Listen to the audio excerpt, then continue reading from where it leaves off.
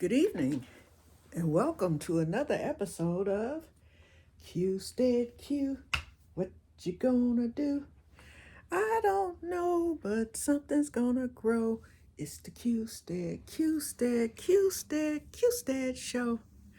Well, good evening, everyone, and welcome to another episode of Que-stead-Que. Actually, I'm 3 days late coming on, but I had to take a pause for the cause. I ended up going fishing this week for the first time in the month of February, and I caught fish. Woohoo! I enjoyed that. But anyway, hold on. Anyway, I just pressed a button that I don't know what it was to. Okay, everything's going good. Sorry for the movement of the camera. This is my first time carrying this little tripod thing around. Okay, well, we're going to get started on today's episode. I'm getting ready to start my seeds on tomorrow, some of them at least. So let's take a look at that. It's getting dark. Okay, this is my seed starting room. It's been converted. It's normally my office, and I still gotta donate those. Oops, I'm sorry. I still have to donate those ostomy supplies and all that stuff. And then I've got junk over here, my scooter. So this is my office for those of you who have not seen it. Normally it's the office, but this time of the year it becomes the seed headquarters. So I'm going to be starting some of my seeds this weekend. This is one table, and excuse the dirt on it because all this goes out. Well, this table is used outside, but this year it will not be. It'll go into the new greenhouse. My friend JD came the other day because we went fishing together and we got the measurements for the greenhouse. I know that it's a 20 by 10 by 7 feet tall. I thought that it would just be like just twice as big as the last greenhouse, the one that collapsed. Wait a minute, and let me show y'all that. Wow, well, we're doing this. Hold on, I gotta calm the light. It's getting dark. And excuse this room. When the greenhouse collapsed, I had to bring my fertilizers and a lot of the other junk that was in there out of the greenhouse. So here it is stacked in here. And it'll go into the new greenhouse once that's up. But this is the new greenhouse. You would think it would be small, huh? Oh no. After we did the measurements, we can't even put it in the same spot or nowhere near. We've got to run the new greenhouse. We're going to run it in fact, let's walk out here, and Lord, the temperature done dropped. It was like 55 today, and now it's 30 something. I'm risking and excuse everything. Okay, I'm gonna show y'all the spot. We marked it with the stick. See that stick right there? It's sticking right out of the ground. This is where the greenhouse will start, and it's not gonna end until it gets to the back of that hill there, because we need it on level ground. If we had run it that way, it would have run into my keyhole garden that sits on my heel and what I call a swell. That's the greenhouse that collapsed from the snow this year. Why did I even buy that thing? Okay, I got 3 years out of it, but it's gone now. And then there's a table, a homemade table in there that'll be transferred. And then there's my garlic garden right over there. And then I've got a bale of hay and all the other mess. These are my strawberries, y'all. So they're doing good. They went back to sleep, but they'll be waking up again. And then 2 of those tables there are garlic also. And then that middle one is empty. There's my compost bin. Since I'm out here, I may as well show y'all around. Compost bin. The blue thing over there is the worm bin. This is my water rain barrel collector. And so on and so on. Whew, I'm freezing. Good God. I got a lot of cleaning to do this year. Whew. Okay.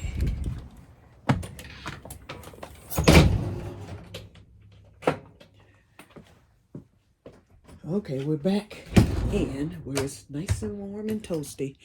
Okay, so anyway, back to the room. I just wanted y'all to see that so you'll know how the greenhouse, where it's going to be at the new one.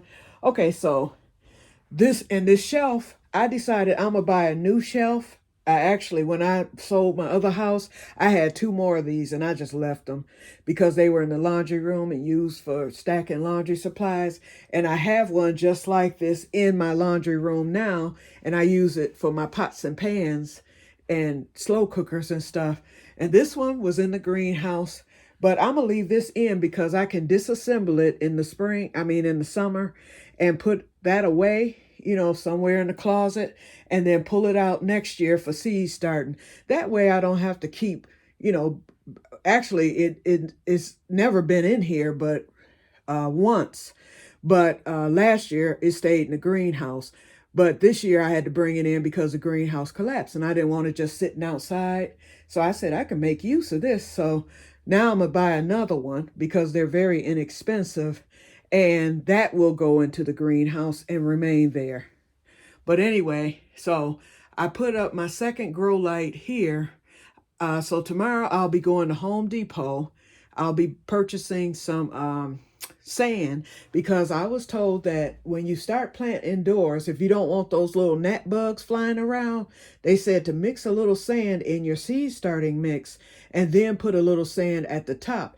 And so when those bugs lay eggs, because they're already in the dirt, that's the problem.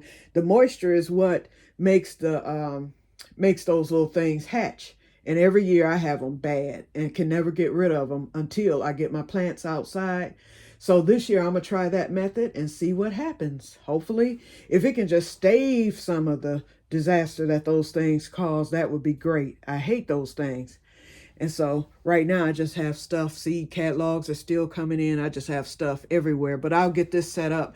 This part will not start being used until the month of April. This is where I'm going to start. Y'all know that I started lettuce a couple of weeks ago, well, about a month ago, almost, about 3 weeks ago. The Grand Rapids lettuce came up. That was I forgot, the ruby red lettuce. It almost died, but somehow or another, I brought it back to life. I revived it, but it's not doing anything. It's just sitting there. The one that did good, that did well enough for me to transfer was the mesclun lettuce, and there it is right there. I put it in the grow bag on yesterday because it's growing so well, and I see some more leaves coming.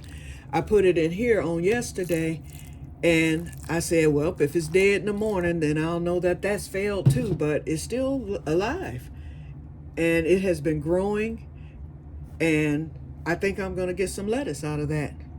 Okay, so this is the seed starter thing that I'm going to use tomorrow. So the seeds that I'm starting tomorrow will be my peppers. I was told that you could start peppers in February if you want a nice robust plant to plant out in the spring, because when you buy pepper plants from the big box stores, usually they're ready to go, but if you starting them on your own, if you start those peppers in March or April, like everybody else, usually does, then your peppers get a slow start. Yeah, they'll take off, but you'll only get a couple of harvests throughout the summer. If you start them in the month of February, they will be big enough, like the ones in the box store, by May for me, because I'm in zone 6B. They'll be big enough for me to put out, and they'll start producing peppers right away. And this year I'm going on a pepper fest. I bought all these different variety of seeds of sweet pepper, the Jimmy Nardello, the pimento pepper, the cherry peppers that you can stuff.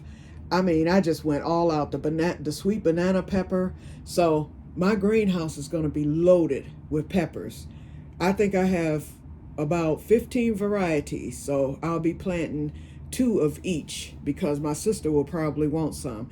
The other plant that I need to get going now to seed are the ground cherries. And y'all know I ordered 2 different varieties, new varieties that I never planted before. The Aunt Molly's, those will do well, but I ordered the gooseberry, and I ordered another variety.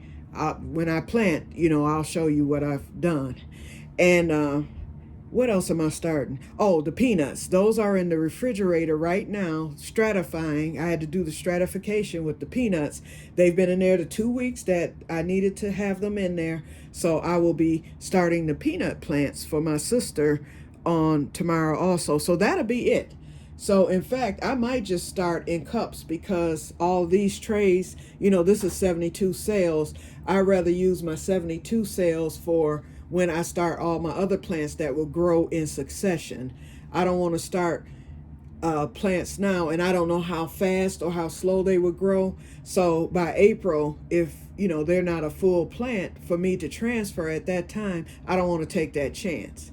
I want to have my sales. I want everything growing in succession, and I don't want the plants that I'm planting now to end up being ahead of the other ones and then take over the grow light.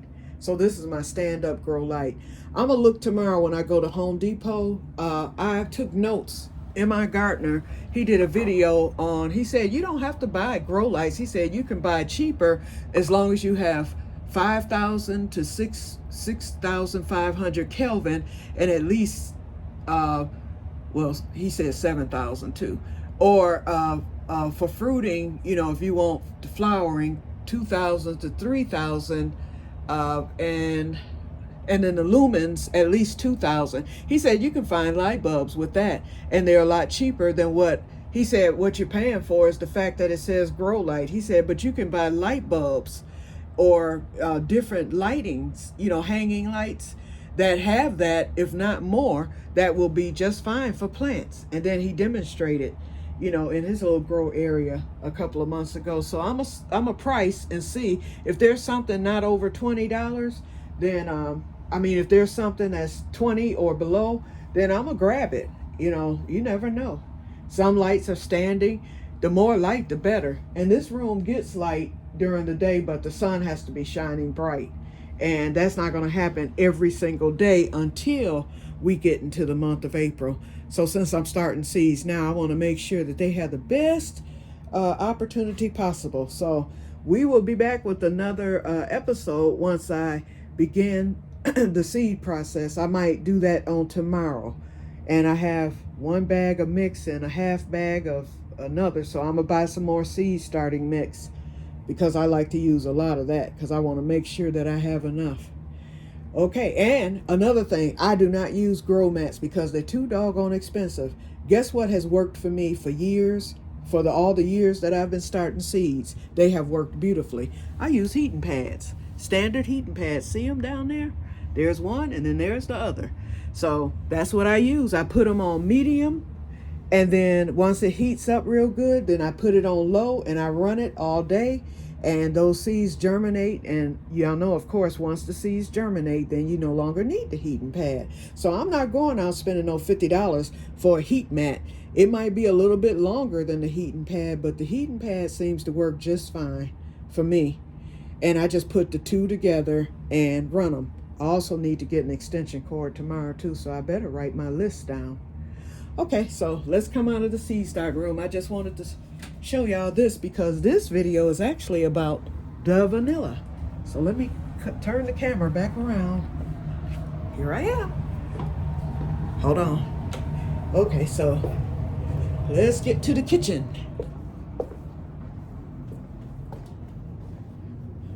Alrighty, we are in the kitchen, and I'm gonna turn this around and set up the tripod. Today is the big day, y'all. Like I said, my seeds, my vanilla, and then I was waiting on a scale. I needed a new scale because my old one kind of bit the dust on me. Hold on, this is up too high. I hope y'all can see me. And y'all know when I get started here, I'm gonna put the camera down. But anyway, hold on, it's still not working right. Hold on. I'm just bringing it down lower. Oh, I need to tilt it back. There we go. There we go. Okay, y'all can see me. And excuse my wig, y'all. I'm getting ready to buy another one, so I hope I can find another curly one. But anyway, we'll see. Okay, first of all, remember I told y'all I was going to try my hand again with the vodka vanilla, and that Grey Goose is the recommended vodka to use for the vodka vanilla. Well, that mess was so expensive because y'all know I spent that $50 for that rum one, and so I wasn't spending over I said $10 was my max. And so, of course, the Grey Goose, a pint of that, was well over $20. So guess what I bought? A half pint. And I won't be using all this.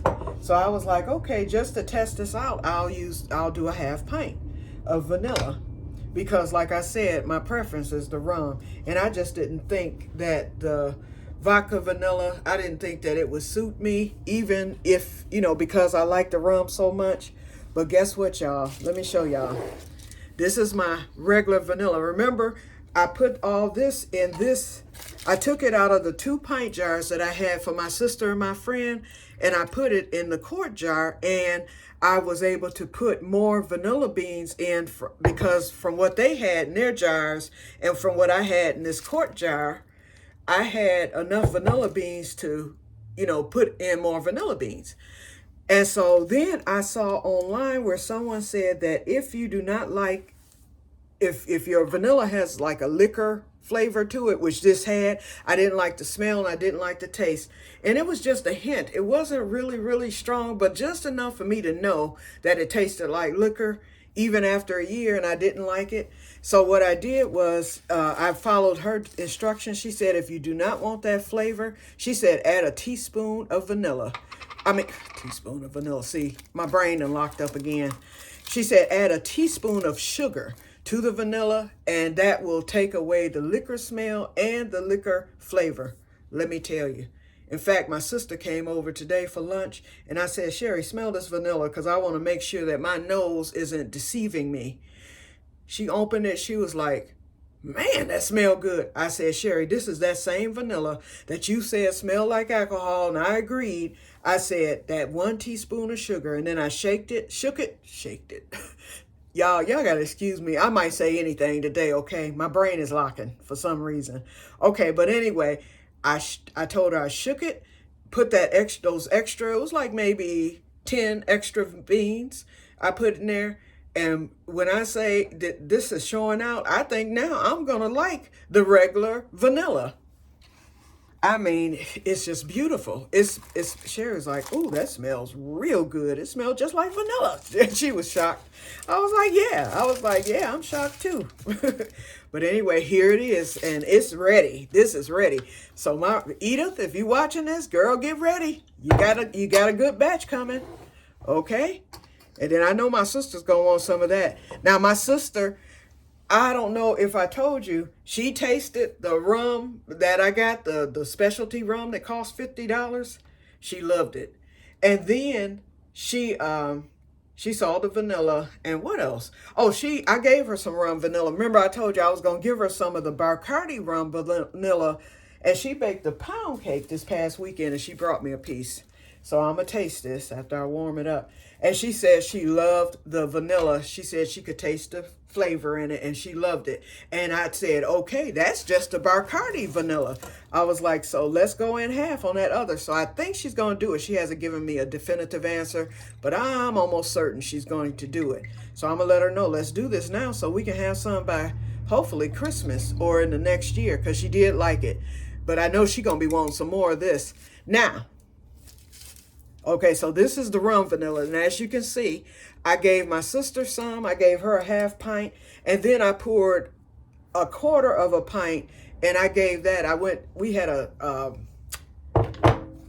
a color party last Saturday at one of my cousins. Once a month we get together, and we get together to fellowship and eat and whatnot. So they got creative for this month, and they did a color party. So everyone was supposed to bring a basket, which I didn't because I didn't read the memo, okay? I was reading it at the end because I really hadn't planned on attending because I was still recovering from my MS attack and going through the physical therapy and stuff. So when they put out the alert for the date and the time and what, I didn't even pay attention to it. So it wasn't until the end, after everything ended, and I was like, oh, this party is coming up.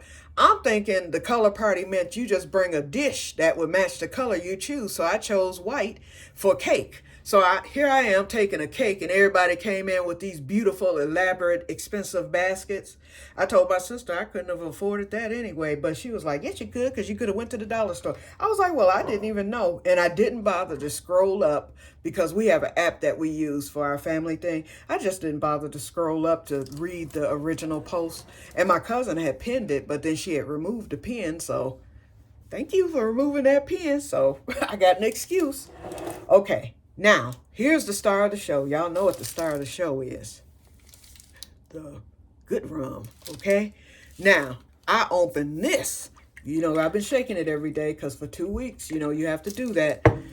I opened this and was just floored. And I mean floored. And why? Because there is no hint. And this is just the vanilla beans. I put 25 in there, remember? And oh, it's telling me more light, so let me cut on the light. And just the liquor. When I tell you there's no liquor smell already. So today a little piece spilled on my finger and I sucked it just to see. Tasted like vanilla already. And it's barely been a week. So you know it's gonna be powerful. Hallelujah. Oh my God. I'm telling you, it smells like vanilla already. You know what? And I can actually say after 1 week, splurge. If you like rum vanilla. You know, everybody don't like it. Some people prefer because I understand that the bourbon, and one of these days, I'm going to try the bourbon just to try it, probably next year or whatever, just to see. You never know. Because I didn't think I would like rum vanilla. And I'll be doggone if I didn't like that. I mean, I can't stay out the stuff, okay? I'm using it for sauces. I'm putting rum vanilla in everything I could possibly do it. You know, use it or whatever. I've been using it for like my homemade barbecue sauce. I put some one time over some ice cream, and that was just tasting it, but it was good.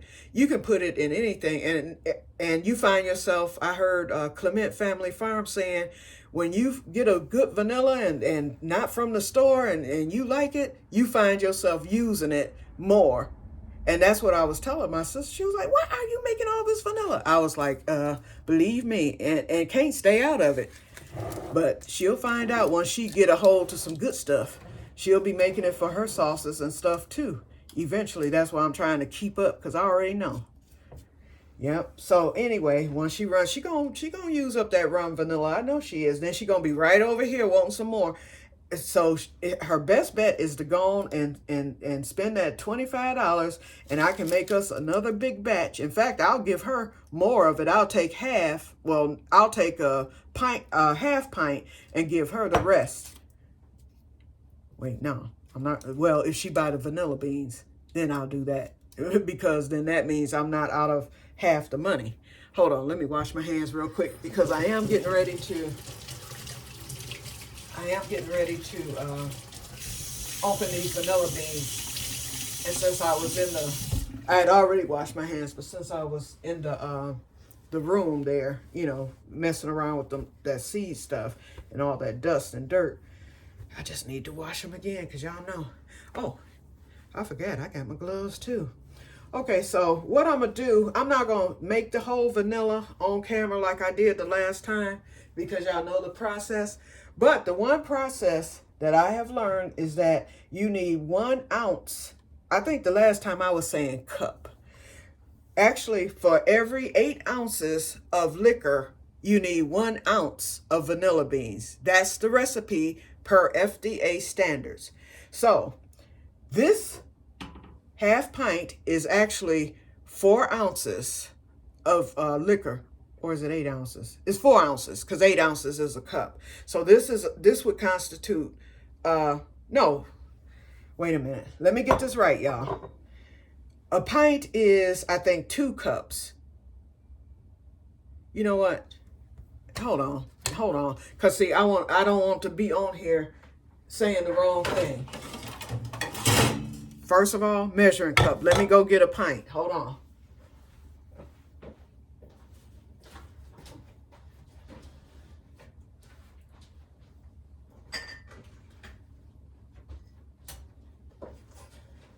Okay, here's a pint jar. Let me fill it up, and then I will let you know. Oh, you know what? The cups is on there. It's a Kerr's jar. No, it's not. Kerr's don't have one. Oh, yes, it does. Okay. It says 1 cup. That's a half pint. Or is that a full pint? We finna find out because I'm filling it up. Okay. I'm going to just pour it in the measuring cup. Then that way it'll tell me. Okay, this is a pint. A pint is actually 2 cups. Okay. Okay, we got it right. Okay, a pint is 2 cups. So a half pint is 1 cup. So technically, if I was making just a regular plain vanilla, I would be using, you know, the 1 cup of liquor, which averages out to, oh, and I forgot to look at the ounces. Let me do that again. Hold on, y'all. It's either 4 or 8. I forgot what I said. See, this only has the milliliters. Where can I find something with the ounce? Oh, you know what? I done told y'all already, my brain keep locking up. I've got the scale right here, okay? Let me weigh this. And it'll tell me, and I got it on ounces. It says 18.93. Hold on, let me go to the next. Oops. I think it's 20 ounces. I'm not sure. You know what? Oh, I do have ounces. 2, 4, 6. 1 cup is 8 ounces. Okay, I just found it on here. I don't know if you can see it. But it has milliliters, but then in between it, it has the ounces. Then it says 1 cup. I don't like the, oh, this is a ball jar. I thought it was a Kerr's. It's just a ball wide mouth jar. Okay, so anyway, how many did I say? 4. Okay, so it's 4 ounces. So that means to that 4 ounces, I would need 1 ounce of vanilla bean. But for this vodka vanilla, I decided, because Rain Country, and shout out to Rain Country if you're watching. Rain Country suggested, she made a perpetual vanilla, and I love the concept. I was like, that's perfect. And she said the one thing, she said, if you don't like the liquor taste, or if you want it a little bit more sweeter, which is me, she said she was making perpetual vanilla. And that's vanilla that she actually tops off as she uses it, because once it's ready, she puts it in smaller bottles, and then she'll top the bigger jar off with more liquor, and she says she might drop 1 or 2 more vanilla beans in there, and it just keeps going and going, and that saves you time and money with you know, making more vanilla as you use it. But that's the perpetual part of it. But she said to get rid of the liquor taste, she said use 1 part of the vanilla to half of that part of honey. And y'all know that my beekeeper, I went this past summer, and for my preps, I bought 3 things of the honey. In fact, I bought the 1/4 pint honeys, 2 of them. And then I liked that honey so much that I went back at the end of summer and bought a half pint of honey. And it was fairly inexpensive. And I said I would just keep this in the preps and never open it, because, you know, honey never goes bad. But I done went through the other honey, so I was like, for this, I'm going to use it, because I only need a little bit. So basically, all I'm going to be pouring is, I will pour, since the half pint is a cup, I'm going to be pouring 3/4 cup. And then I will pour a 1/4 cup of the honey, and that's what will make the you know, that's what will get the extract going. And the honey's not going to make a difference, because I heard Clement Family Farm say that he said do not extract in honey, but he didn't mention about the liquor. In fact, he was saying if you want your vanilla to be sweeter or whatever, he said you can actually make your extract plain and then add honey to it later. He said, but don't extract with it. But for the small amount that Rain Country talked about, and then I watched her follow-up video where she checked it and all that. There was no problem. There was no fermentation of the vanilla, and that's what Mr. Clement was concerned about. But I think he meant that you can't just use straight honey and put vanilla in it to extract it. I don't think he meant, the liquor part. Okay, so all I'm going to film today, I'm not going to film the making process because I just explained it. But what I'm going to do, what I just did rather, is open the vanillas, and here it comes, y'all. Here it comes. Woohoo. Oh, and another thing that I learned, they said don't throw your vanilla pack away. They said after you use your vanillas, all your vanilla beans, they said take some sugar and put it into the package, and your sugar will get the flavor of the vanilla. Woo-wee. There it is. Okay, and these are nice and fresh and beautiful. Okay, so now it's time to weigh. Look at them. Look. Oh, God. Okay, so we're going for 1 ounce because I will still need an ounce regardless, because I'm still filling the pint jar will still be full when it's over and done with. I mean the half pint jar. So let me turn the scale back on and set it to ounce. So let's see, that's 1 bean, 2 beans. Oh, I'm almost there already. 3 beans. Actually, I'm a little bit over an ounce. It says 1.8, 1.8. Wait, let me try one more bean because I think it should say 1 or something. It's 1.8, 2.4. You know what? I'm going to have to learn these numbers because what constitutes an ounce?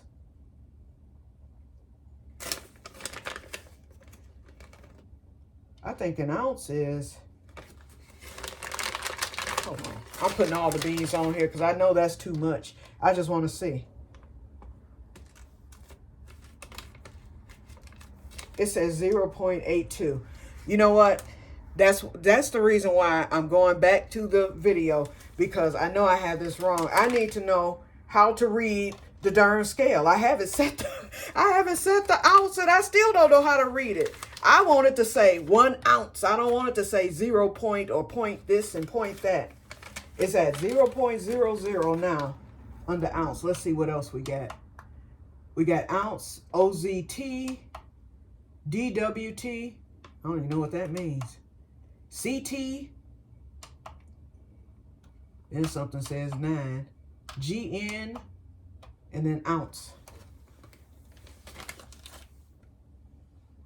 I don't know.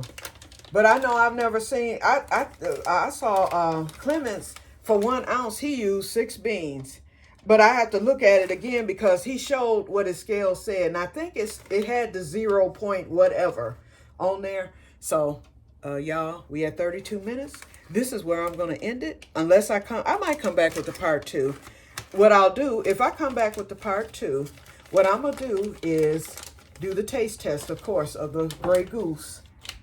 And then after that, I will already have the vanilla beans cut up. But I am going to get this correct measurement, and then I'll return, and then I'll have the vanilla beans cut up, and then I will make the perpetual vanilla on camera and show you that. Okay, so stay tuned for part 2, and that will be a shorter video. It definitely won't be 33 minutes like this one with my... And I'm going to try to get my brain together while I'm doing this, okay? Because I don't know what's going on today. Whew. Brain fog. Okay, I will talk to you all later, and may God bless you all. Shall return. Bye.